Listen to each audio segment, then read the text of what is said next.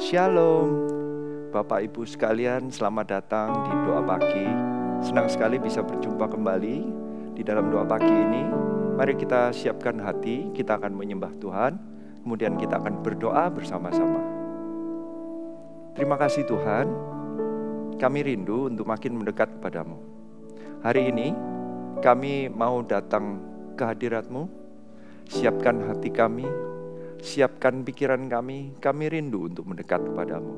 Urapi kami Tuhan, hanya di dalam nama Tuhan Yesus Kristus. Mari kita masuk dalam hadirat-Nya lebih lagi.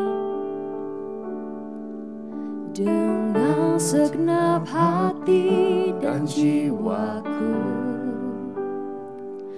ku datang padamu dalam kerinduan. Kasih-Mu yang sanggup mengubahku dan menguatkanku dalam pengharapan. Yesus, Engkaulah permata hatiku. Dunia tak dapat menggantikan-Mu. Kemuliaan-Mu tercurah bagiku, menjadikanku indah dan semakin indah bagi-Mu. Kami mau bawa segenap hati kami kepadamu Tuhan. Mari nyanyikan. Dengan segenap hati dan jiwaku, ku datang padamu dalam kerinduan. Biar kasih-Mu Tuhan, kasih-Mu yang sanggup mengubahku dan menguatkanku dalam pengharapan. Yesus, Engkaulah, Yesus, Engkaulah permata hatiku.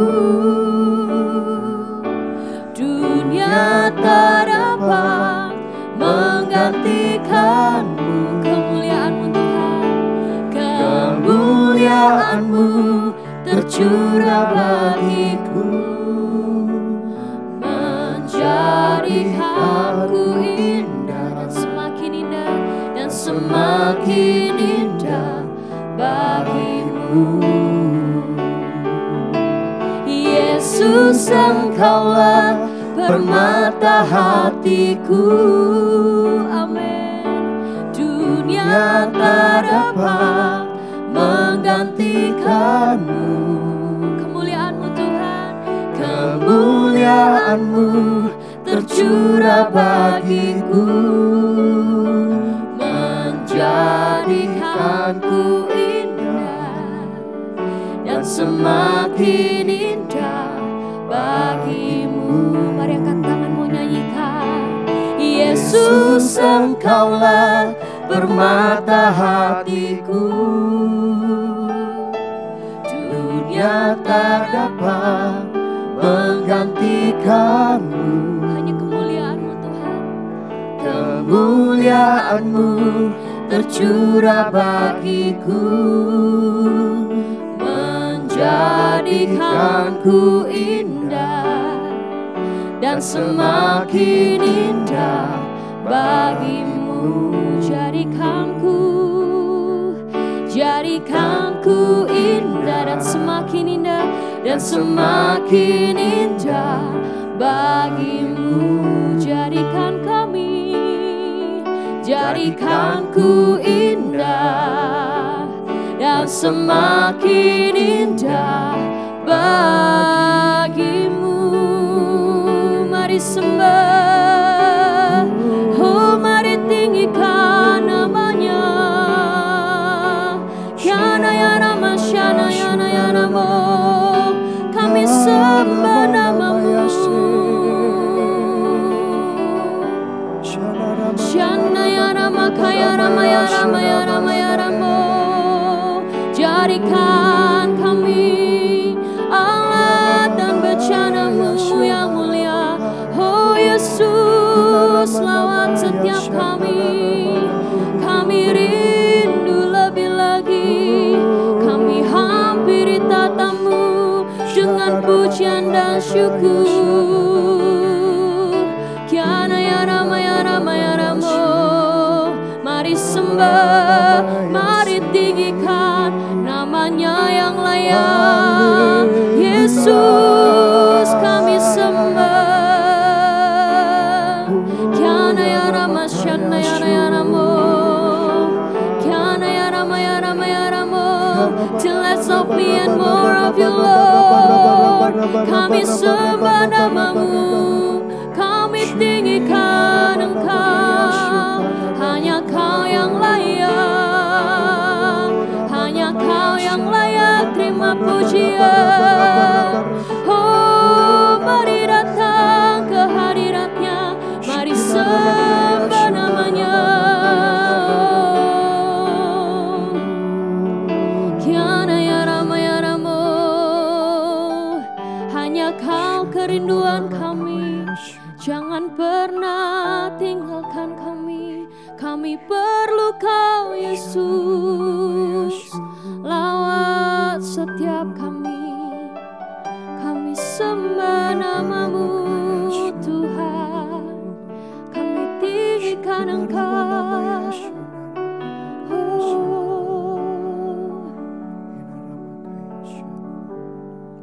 Bahkan lewati lembah kelam sekalipun Tuhan, Kau Allah yang selalu berada bersama kami.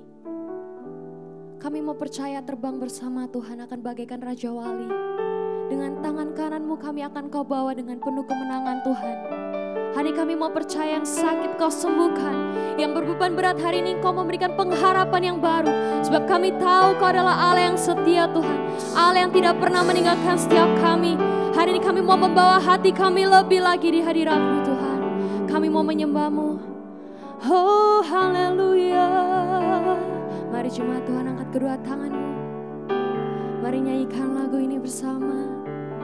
Menyembah-Mu Tuhan dan Rajaku, memuji-Mu Yesus kekasih jiwaku, mengikuti-Mu seumur hidupku. Di hadirat-Mu bahagiaku penuh. Oh, menyembah-Mu Tuhan dan Rajaku. Amin. Memuji-Mu Yesus kekasih jiwaku, mengikuti-Mu seumur hidupku. Di hadirat-Mu bahagiaku penuh. Menyembah-Mu Tuhan, menyembah-Mu Tuhan dan Rajaku, memuji-Mu Yesus kekasih jiwaku, mengikuti-Mu seumur hidupku. Di hadirat-Mu bahagiaku penuh. Mari lebih tinggi nyanyikan. Menyembah-Mu Tuhan dan Rajaku. Amin. Memuji-Mu Yesus kekasih jiwaku, mengikuti-Mu seumur hidupku. Di hadirat-Mu, di hadirat-Mu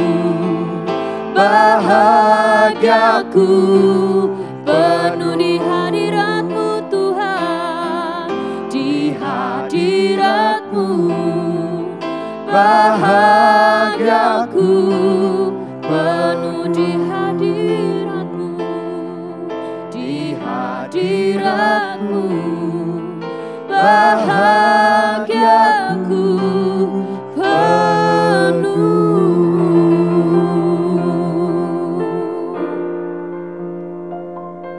Yakobus 5 ayat 16 berkata, karena itu hendaklah kamu saling mengaku dosamu dan saling mendoakan supaya kamu sembuh. Doa orang yang benar, bila dengan yakin didoakan, sangat besar kuasanya. Di dalam minggu-minggu kita berdoa dan berpuasa ini, kita harus menyiapkan diri kita dalam berdoa.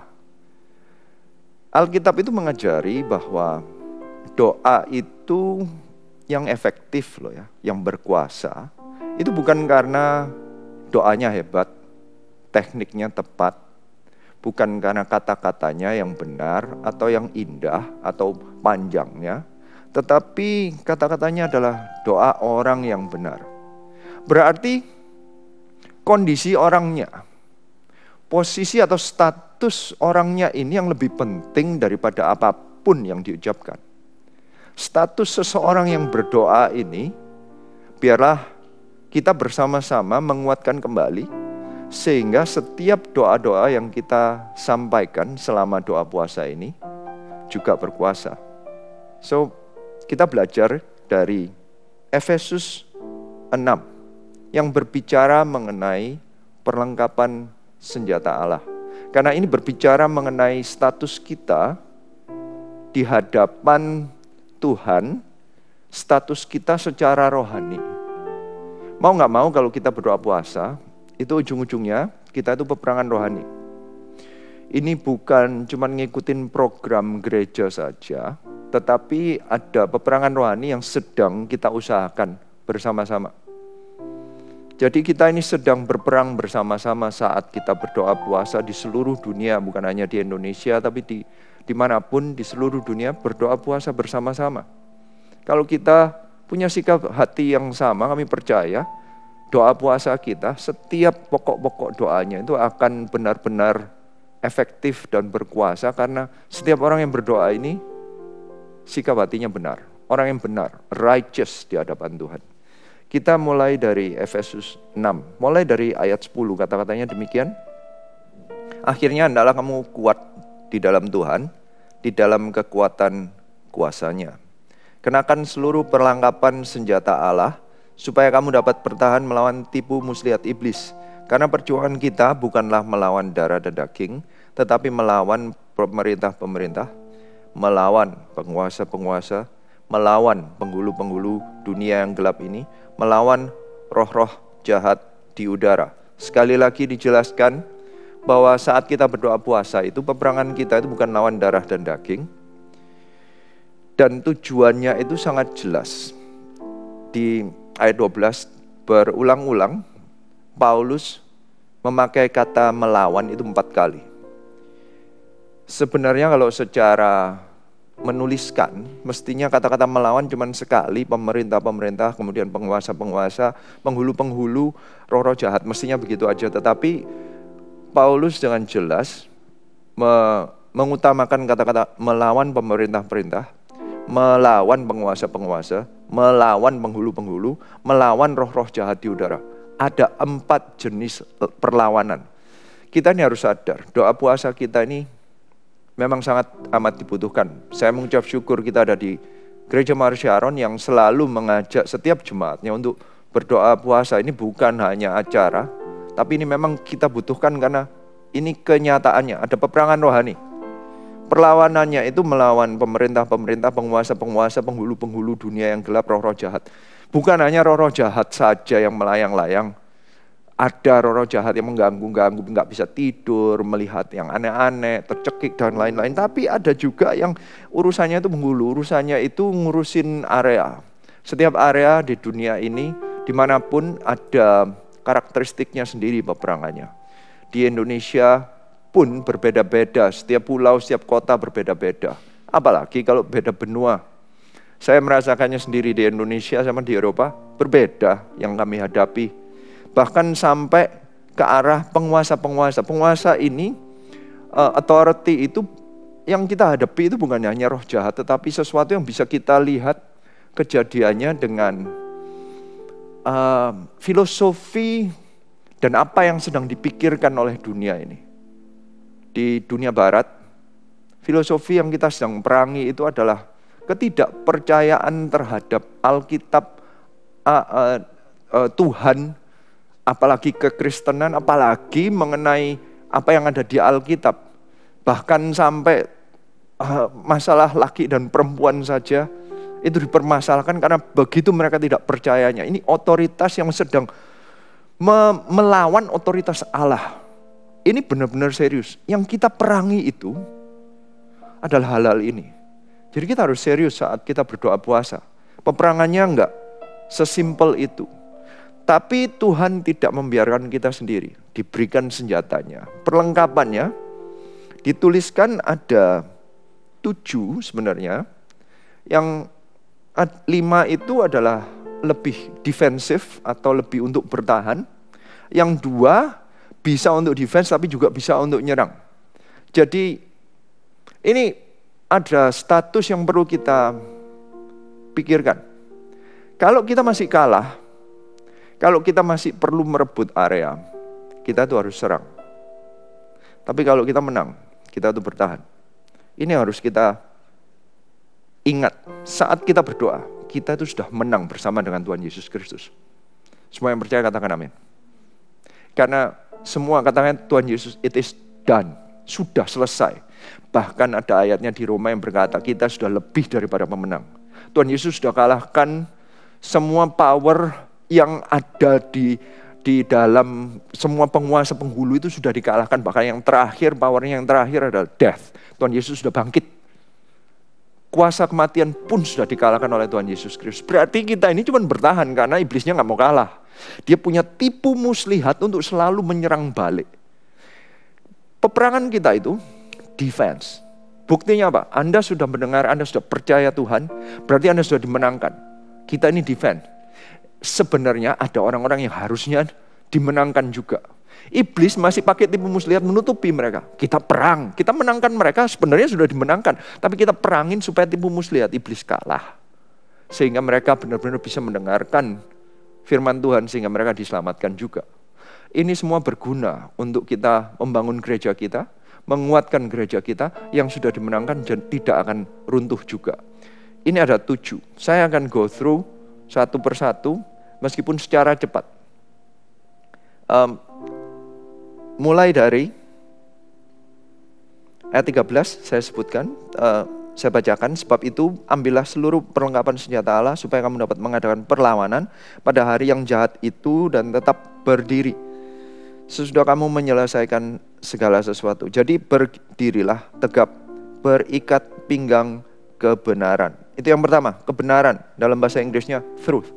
Iblis akan berusaha membuat kita lemah supaya kita gak bisa berdoa puasa, gak bisa menyerang atau melawan dia. Kalau dia nyerang, kita kena tipu jika kita tidak kuat dalam kebenaran. Kebenaran kita dasarnya adalah Alkitab. Jangan pernah mudah kena tipu muslihat iblis yang berkata bahwa Alkitab itu nggak benar, Alkitab itu buatan manusia, itu bukan diinspirasi oleh Tuhan. Ini Alkitab itu banyak yang salah. Ini banyak terjadi di dunia barat, sudah mulai banyak yang tidak percaya mengenai Alkitab. Ujung-ujungnya tidak percaya bahwa Tuhan itu ada, ujung-ujungnya tidak percaya bahwa Tuhan Yesus itu lahir, hidup, dan mati di atas kayu salib, bahkan naik ke surga, sudah dibangkitkan. Itu banyak yang tidak percaya. Jangan percaya dengan tipu muslihat iblis. Kebenaran adalah firman Tuhan ya dan amin. Tuhan itu ya dan amin. Itulah kebenarannya. Kita harus menguatkan diri di dalam kebenaran. Ini orang-orang yang berdoa mesti tahu ini. Nomor 2, itu adalah kata-katanya baju sirahkan keadilan. Dalam bahasa Inggrisnya itu righteousness. Kalau keadilan itu sepertinya justice, tapi yang saya pakai righteousness saja. Righteousness itu kebenaran. Kita bukan membenarkan diri kita sendiri. Kebenaran itu dasarnya adalah Kristus. Karena Tuhan Yesus Kristus mati di atas kayu salib, kita dibenarkan oleh darah Yesus. Jangan sampai ketipu sama iblis bahwa kita itu dengan pelayanan, dengan kebaikan kita, dengan apapun membuat kita cukup kebenaran kita. Ini tipuan. Banyak yang ketipu di luar sana. Merasa bahwa aku nggak perlu melakukan hal-hal yang lain karena saya sudah jadi orang yang baik. Buat apa ke gereja lagi? Bahkan buat apa baca Alkitab? Buat apa pelayanan? Buat apa doa puasa lagi? Kan saya sudah baik, saya sudah cukup orang baik. Saya cuma YouTube aja, dengerin Pastor Philip khotbah, mungkin dengerin saat teduh, mungkin ikut doa pagi cukup, nggak usah pelayanan lagi. Bukan seperti itu. Kebenaran itu kita diberikan karena kasih karunia. Kita ini tidak bisa klaim kebenaran dengan kebaikan, kemampuan, kehebatan kita, atau kebaikan, kemurahan hati kita. Nggak bisa. Semuanya karena kemurahan Tuhan, karena kasih karunia Tuhan. Righteousness comes from God. Gara-gara itulah banyak orang yang tertipu, tidak melayani. Kita harus kuat di sini. Kebenaran dari Tuhan. Ketiga dikatakan, kakimu berkasutkan kerelaan untuk memberitakan Injil damai sejahtera. Injil dan damai sejahtera digabungkan jadi satu. Ini yang saya temui. Banyak orang tidak melayani, sehingga kehidupan mereka itu jauh dari damai sejahtera. Atau kebalikannya begini, orang yang melayani itu, saya percaya akan mendapatkan damai sejahtera yang lebih daripada orang yang lain. Atau kalau fokusnya benar, kalau kita fokusnya adalah hidup kita ini fokusnya ditaruh prioritas yang utama dalam memberitakan Injil, membangun kerajaan Allah, membangun gereja, memberitakan Injil, tiba-tiba damai sejahtera itu diberikan ekstra oleh Tuhan. Orang yang melayani itu, pengalaman saya sendiri, saat kita sedang melayani itu ada damai yang sepertinya nggak bisa ditembus dengan masalah. Saat saya melayani bukan artinya saya zero problem. Masih ada problem di luar sana. Entah itu masalah sakit penyakit, masalah bisnis, masalah apapun, masalah itu masih numpuk. Tetapi saat pelayanan itu seperti ada bubble, ada satu perlindungan damai sejahtera yang dari Tuhan, sehingga kalau orang itu mencari damai sejahteranya lewat obat lah, lewat hobi lah, lewat apa, salah. Saat Anda memberitakan Injil, damai sejahtera yang ekstra dari Tuhan. Ini senjata, ini kalau Anda bisa memfokuskan, fokus hidup Anda itu untuk melayani Tuhan, fokus Anda itu memberitakan Injil, tiba-tiba Anda seperti punya extra protection, damai sejahtera dari Tuhan. Fokus Anda benar, hidup Anda itu bisa diatur oleh Tuhan.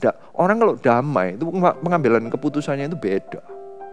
Saya rindunya Anda semua juga bisa memakai ini. Fokuskan visi kerajaan Allah. Saya mengucap syukur kita ada di dalam gereja yang selalu mengajak kita untuk melayani Tuhan, membangun 1000 gereja, dan memuridkan 1 juta murid. Kami percaya itulah fokus kita untuk memberitakan ini supaya kita semua berada di dalam damai sejahtera-Nya Tuhan. Bukan hanya itu, poin berikutnya adalah iman. Faith itu munculnya bukan dari kita mengiman-imani sesuatu. Gini, saya dulu itu salah cara menangkap. Saya pikir kalau saya minta kesembuhan, saya itu harus ngimani, kayak saya harus percaya kayak saya kalau ngomong banyak kali supaya saya percaya gitu loh. Saya itu sepertinya harus baca ayatnya banyak. Jadi kayak saya itu positif, seperti sistemnya saya menipu diri sendiri, bukan menipu ya, meyakinkan diri sendiri dengan menyebutkan katanya berulang-ulang. Iman itu hubungannya bukan dengan kita. Iman itu ternyata hubungannya selalu kepada Tuhan. Iman itu selalu in Christ. Iman itu fokusnya bukan pada diri kita sendiri atau kemampuan kita untuk mempercayai sesuatu atau enggak. Bukan, iman kita ini ditambah bukan karena kita tiba-tiba tambah hebat hatinya atau gimana. Bukan. Iman itu karena in Christ. Iman kita itu makin kita tahu Tuhan, makin berimanlah kita. Makin kita trust kepada Tuhan, makin berimanlah kita. Iman itu kan bentuknya sebagai perisai di sini. Makin kita mengenal siapa Tuhan kita, perisai kita itu makin besar. Pengenalan kita akan Tuhan kalau kecil, kita cuma tahu Tuhan mati di atas kayu salib, which itu sudah besar ya. Tapi itu kayak cuman, oh kita jadi orang Kristen mati masuk surga. Kayak Tuhan itu, Anda harus mengerti Tuhan itu mati di atas kayu salib itu bukan sesuatu yang mudah, enteng. Semua ini berharga dan sangat amat luar biasa. Kematian Tuhan Yesus di atas kayu salib itu powerful dan pengorbanan dan kasih yang luar biasa. Makin kita mengerti mengenai siapa Tuhan itu, apa yang Tuhan lakukan, apa yang Tuhan sudah lakukan bagi orang yang berjenis-jenis, orang-orang yang hancur, orang-orang yang terhina, orang-orang yang terkucilkan pun ditolong oleh Tuhan, menimbulkan pengharapan. Iman kita makin lama makin besar. Ternyata iman itu, saat kita makin mengenal siapa Tuhan itu, kita doa puasa ini salah satunya makin mendekatkan kita kepada Tuhan. Makin ada mujizat dalam hidup kita, makin kuat. Next time kita doa makin kuat lagi. Makin banyak doa, iman Anda makin ditambah loh. Makin Anda mengalami Tuhan, makin ditambah. Pengenalan Tuhan menguatkan iman. Shield Anda, perisai Anda makin lama makin besar. Kemudian ketopong keselamatan, salvation. Iblis itu simple caranya untuk membuat orang jatuh. Diomongin aja, kamu itu gak layak kamu pelayanan, buat apa doa, kamu masih menipu. Kayak keselamatan kita mulai iya ya, saya masih kurang ini. Kita harus ingat, tadi ada hubungannya dengan righteousness. Kita ini diselamatkan karena kasih karunia. Kita tinggal minta Tuhan, minta ampun Tuhan. Aku memang gak layak, tapi aku minta ampun, aku gak mau ngulangin lagi. Sucikan aku dengan darahmu. Tiba-tiba keselamatan itu menguatkan kita, kayak menutupi kepala kita pemikiran yang membuat kita lemah, pemikiran yang membuat kita ragu-ragu, pemikiran yang membuat kita kita ini gak layak melayan, kita gak layak berdoa. Itu tiba-tiba diberhentikan karena seperti ada ketopong, terus membuat kepala kita gak mikir yang lain, kita bisa fokus ke topik-topik doanya. Ketopong keselamatan harus tetap dipakai. Anda harus yakin Anda diselamatkan memang bukan karena Anda layak, tapi Tuhan Yesus Kristus memberikan kasih karunia. Kau mati, dan Tuhan Yesus mati di atas kayu salib, dan kau diselamatkan bukan karena kelayakan Anda. Kemudian firman Tuhan dan prayer in the spirit, berdoa di dalam roh. Ini baru offense-nya, ini untuk menyerangnya. Makin kita mengenal firman Tuhan, makin hebat kita di dalam, makin tepat kita di dalam doa. Saya mendapatkan kesempatan untuk, ini pengalaman kesaksian singkat. Saya berusaha mengusir seseorang yang sedang dalam manifestasi. Sering balik. Saya taunya hidupnya ini karena jarang membaca firman Tuhan. Jadi saya menemukan satu cara, saya harus mengisi firman dalam kehidupan orang ini yang sedang keluar masuk. Ini orang sudah percaya Tuhan tapi hidupnya mudah di take over sama iblis. Diusir pergi, berapa menit balik lagi. Jadi saya kemudian mencoba dengan membaca. Saya cuma membaca Yohanes 1 sampai 10. Saya bacakan, saya seperti khotbahkan singkat di hadapan orang. Jadi ini salah satu cara untuk mengusir setan dengan baca firman Tuhan, the word of God. Saya ini nyerang iblisnya itu dengan membacakan Yohanes. Kata-kata itu setiap kali saya katakan ini, iblisnya itu seperti nggak tahan, nggak mau ngelihat, dengar teriak-teriak. Ini bukan manifestasinya ya, tapi ujung-ujungnya setelah selesai saya bacakan firman-nya, firman itu seperti tertancapkan di hatinya orang itu. Bukan karena sayanya, bukan karena apa-apanya. Saya percaya firman Tuhan itu memang ya dan amin. Iblisnya nggak tahan. Karena saya mengimani bahwa firman ini adalah firman Allah. Apalagi memang Yohanes 1 itu mengenai Allah itu adalah firman, dia adalah firman. Jadi ini benar-benar ini iman saya bahwa Tuhan Yesus adalah firman Tuhan. Dan ini yang saya mau letakkan di dalam hatinya orang itu. Tiba-tiba the word of God itu menyerang habis, yang namanya iblis itu gak bisa masuk lagi. Sampai sekarang orang ini terlepaskan. Firman Tuhan itu penting. Jangan pernah Anda berhenti bersaat teduh membaca firman Tuhan. Isi. Jangan hanya mengikut tuntunan apapun yang di luar sana. Ini perjalanan Anda dengan Tuhan. Baca firman Tuhan sendiri. Ini bisa buat senjata untuk Anda menyerang apapun yang iblis lakukan dalam kehidupan Anda. Prayer and spirit. Ujung-ujungnya, dengan Roh Kudus saja, kita bisa hidup dalam kemenangan. Kita nggak bisa berdoa di dalam kekuatan tubuh kita.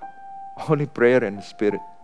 Saya percaya prayer and spirit itu kayak sepertinya kita ilmunya itu ditambah puluhan kali lipat. Karena kalau yang kata-kata kita nggak keluar saat kita prayer and spirit, kita berdoa di dalam bahasa roh.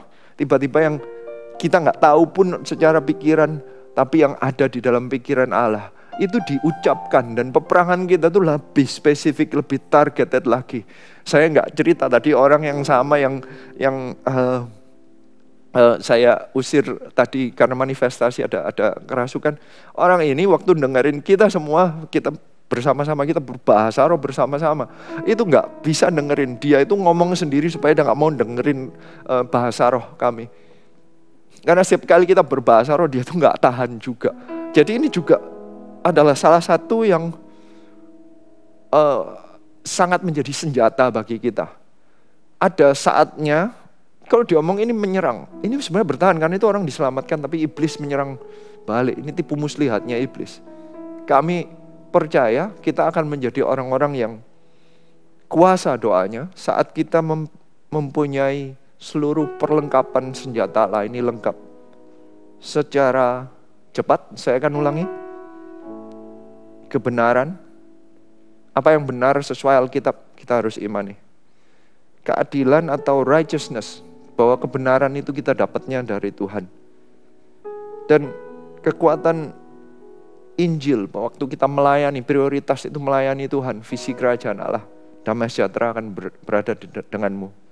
Iman itu adalah pengenalan akan Tuhan. Makin kita kenal sama Tuhan, iman kita makin diperbesar, makin kuat kita. Ketopong keselamatan, kita harus yakin keselamatan itu memang kasih karunia Tuhan, bukan karena kehebatan kita, bukan karena kita layak atau tidak, tapi karena kasih karunia Tuhan. Dan firman Allah dan berdoa dalam roh. Kita harus tetap berdoa. Di akhir dari Efesus 6 ayat 19 dan 20 dikatakan juga untuk aku, mulai ayat 18 dahulu, dalam segala doa dan permohonan berdoalah setiap waktu dalam roh, dan berjaga-jagalah di dalam doamu itu dengan permohonan yang tak putus-putusnya untuk segala orang kudus. Juga untuk aku, supaya kepadaku jika aku membuka mulutku dikaruniakan perkataan yang benar, agar dengan keberanian aku akan memberitakan rahasia Injil. Ada dua kata-kata untuk doa itu di ayat 18 dan 19. Yang pertama untuk segala orang kudus atau jemaat Tuhan atau gereja Tuhan. Yang kedua untuk memberitakan rahasia Injil. Doa yang terutama untuknya itu adalah untuk gereja Tuhan, untuk saling mendoakan di antar orang-orang yang selamat, dan untuk menyelamatkan orang-orang yang belum selamat. Jadi ini tujuan doa. Doa puasa ini fokusnya adalah untuk membangun gereja Tuhan, mempertahankan yang sudah selamat, dan yang kedua untuk memenangkan jiwa-jiwa yang belum selamat, yang seharusnya selamat, untuk pemberitaan Injil. So, saya rindu untuk nanti mendoakan persiapan hati kita, tapi sebelumnya mari kita menyembah Tuhan, kita benar-benar menyatukan hati dengan Tuhan, karena sekali lagi kebenaran kan dari Tuhan sendiri. Kita undang hadirat Tuhan, kita undang Roh Kudus, kemudian saya rindu berdoa untuk Anda.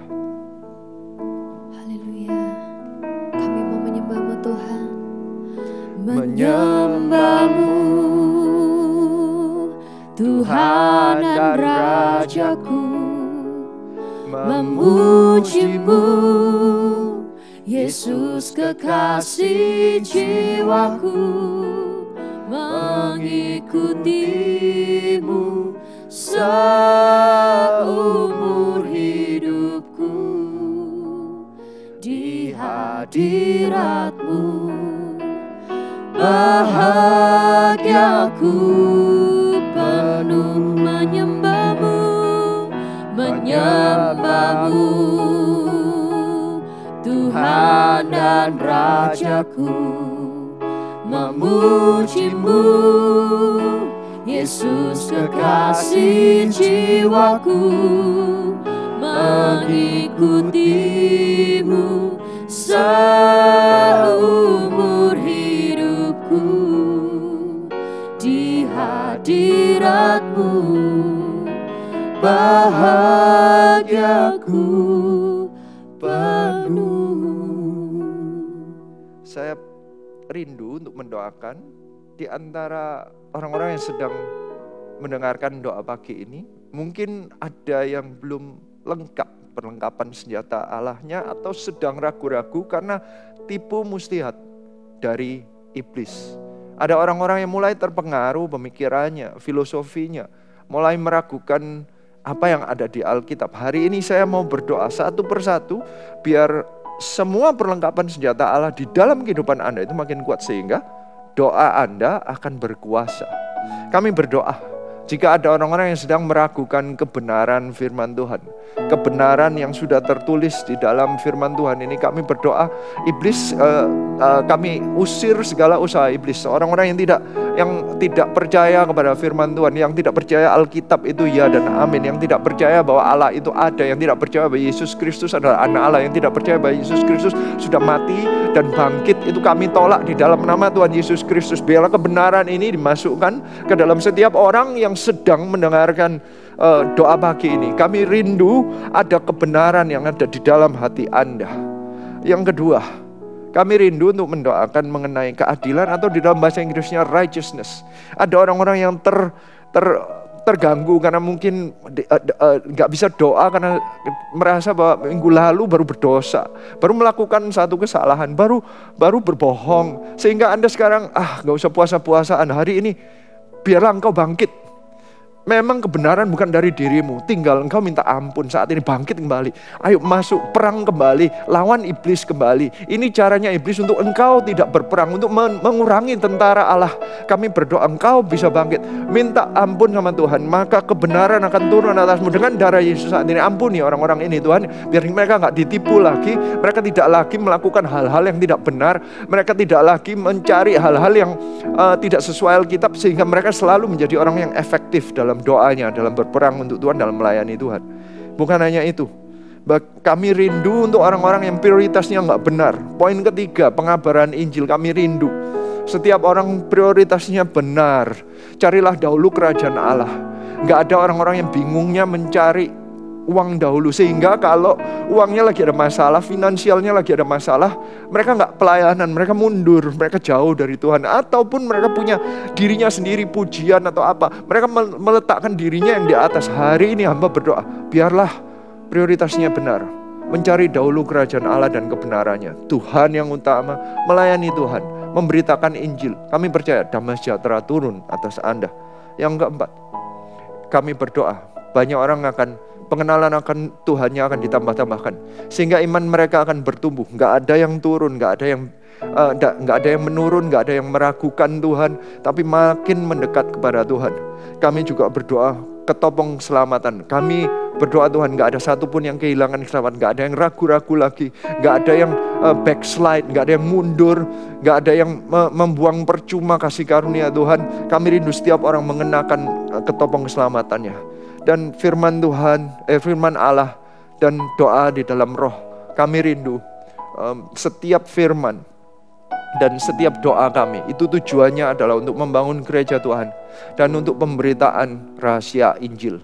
Kami berdoa setiap apapun yang kami doakan nanti selama doa dan puasa ini, itu adalah untuk menguatkan gereja kita. Kami mau membangun 1000 gereja lokal yang kuat dan 1 juta murid Tuhan. Kami masih belum menyampai itu Tuhan.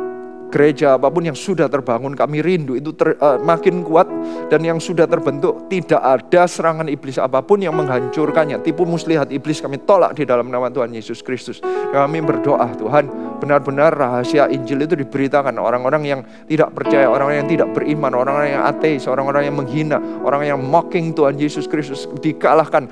Semua di drop tipu muslihatnya iblis, dan mereka bisa melihat pewahyuan dari firman Tuhan ini. Kami rindu ini terjadi Tuhan, dan kami percaya apapun yang kami doakan itu besar kuasanya, karena kami benar di hadapan Tuhan. Dan kami rindu bukan hanya seperti yang kami berdoa untuk pelayanan kami percaya setiap anak-anak Tuhan itu menerima setiap perlindungannya Tuhan. Kalau Tuhan aja sudah mau memberikan satu-satunya anaknya yang tunggal untuk mati untuk kita. Apalagi yang tidak diberikan kepada kita. Kami berdoa jika di antara yang sedang mendengarkan ini ada yang mengalami sakit penyakit, mengalami masalah, mereka menerima kesembuhan, mereka menerima breakthrough di dalam nama Tuhan Yesus Kristus. Di dalam mereka berpuasa untuk topik-topik doa yang sepertinya tidak untuk mereka, mereka sendiri, karena melalui Roh Kudus yang mengalir dalam kehidupan mereka, itu tiba-tiba mereka sendiri mengalami breakthrough tanpa mereka minta pun. Kami yang berdoa, kami yang minta breakthrough-nya untuk mereka yang berdoa juga. Tuhan, urapi setiap mereka, Tuhan, urapi setiap mereka. Terima kasih Tuhan. Kami rindu bahwa setiap orang yang mendengarkan doa pagi ini makin dikuatkan, kami makin efektif, doa kami makin berkuasa. Kami percaya Tuhan yang menyertai setiap kami, dan dengan setiap perlengkapan senjata Allah kami bisa melawan setiap tipu muslihat iblis. Karena roh yang ada di dalam kami itu jauh lebih besar daripada apapun yang ada di dunia ini. Tuhan Yesus sudah menang, dan kami menjadi lebih daripada pemenang saat kami beriman kepada Tuhan Yesus Kristus. Iman kami letakkan kepadamu Tuhan. Doa kami dasarkan atas nama-Mu Tuhan. Terima kasih Tuhan atas setiap berkat-Mu. Terima kasih Tuhan atas setiap firman-Mu. Hanya di dalam nama Tuhan Yesus Kristus. Semua yang percaya katakan amin. Thank you, sampai jumpa di doa pagi di Sabtu depan. Tuhan Yesus memberkati.